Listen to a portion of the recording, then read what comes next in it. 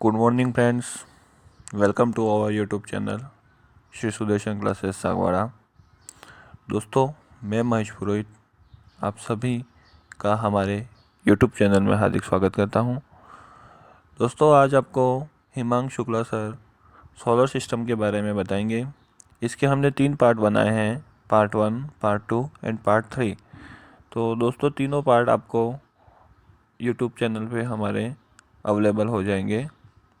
आइए चलते हैं हिमांशु सर की क्लास में। नमस्कार दोस्तों, मैं हिमांशु शुक्ला। आज मैं इस वीडियो में जनरल साइंस का एक टॉपिक लेकर आया हूं जिसका नाम है सोलर सिस्टम यानी कि सौर मंडल। तो अपन इस टॉपिक में देखेंगे कि सौर मंडल क्या होता है, कितने ग्रह पाए जाते हैं इत्यादि। तो आइए देखते हैं। तो दोस्तों, बात करते हैं सौर मंडल की। तो सौर मंडल की सर्वप्रथम सौर प्रणाली का विचार खगोल शास्त्री निकोलस कोपरनिकस द्वारा दिया गया था। भारत के महान वैज्ञानिक जैसे आर्यभट्ट, ब्रह्मगुप्त, वराहमिहिर, भास्कर इत्यादि ने भी अपने अपने कई विचार दिए थे। तो अब बात करते हैं कि सौरमंडल क्या है, क्या होता है ये। तो सूर्य एवं सूर्य के चारों तरफ परिक्रमा करने वाले ग्रह, उपग्रह, तारे, ये सभी मंडल को सौरमंडल कहा जाता है। यह सभी एक दूसरे से गुरुत्वाकर्षण बल द्वारा बंधे होते हैं। यह सभी कौन से बल के द्वारा बंधे रहते हैं? गुरुत्वाकर्षण बल के द्वारा। ये भी कई बार आ चुका है। तो अब बात करते हैं सौरमंडल में सूर्य की। यह सौर मंडल के केंद्र में स्थित एक तारा है जिसके चारों तरफ पृथ्वी व अन्य अवयव घूमते हैं। ध्यान रखना कि सबसे बड़ा तारा सूर्य को माना जाता है। ये क्वेश्चन भी बहुत बार आ चुका है कि सबसे सौरमंडल में सबसे बड़ा तारा कौन सा है, तो सूर्य। ओके। तो सूर्य की पृथ्वी से दूरी लगभग 15,000 करोड़ किलोमीटर मानी गई है और सूर्य के सतह का तापमान लगभग 5,778 केल्विन होता है और इसके सतह का क्षेत्रफल 6.09 × 10⁻12 किलोमीटर स्क्वायर होता है। अब सूर्य में हाइड्रोजन व हीलियम गैस पाई जाती है, सर्वाधिक पाई जाती है।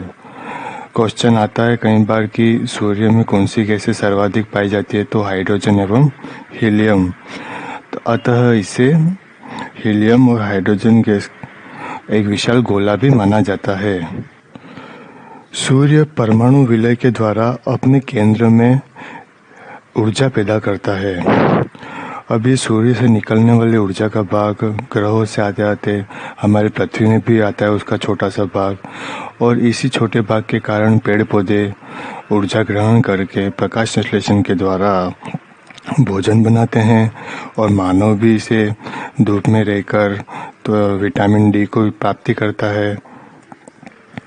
तो दोस्तों, ये तो था कि सौरमंडल का क्या होता है, क्या है, ये इंट्रोडक्शन था इसका। अब आते हैं अपन ग्रह पे, जिसे प्लैनेट या ऑर्बिट भी कहते हैं। ठीक है। हमारे सौरमंडल में खगोलीय संघ के अनुसार कुल 8 ग्रह हैं।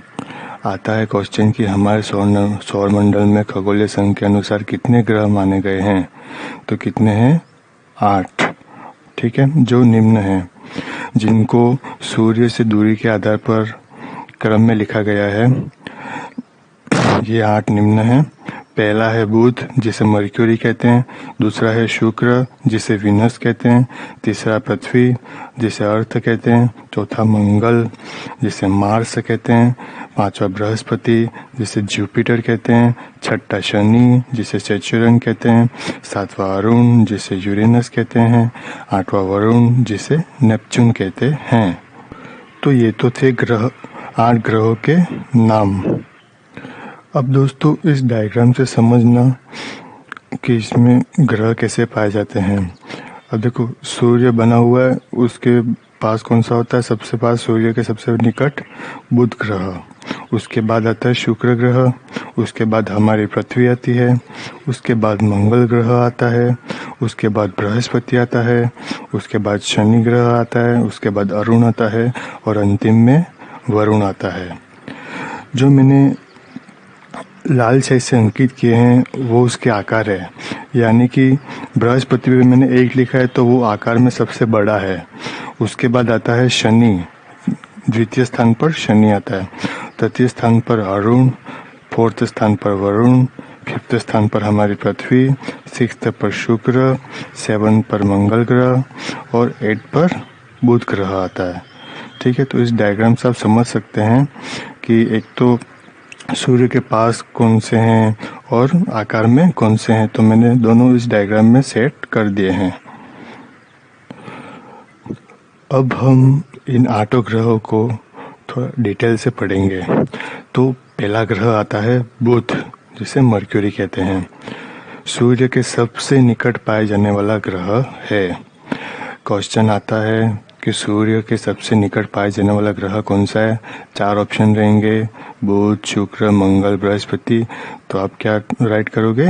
बुध ग्रह। ठीक है, अब बुध ग्रह की सूर्य से दूरी कितनी होती है?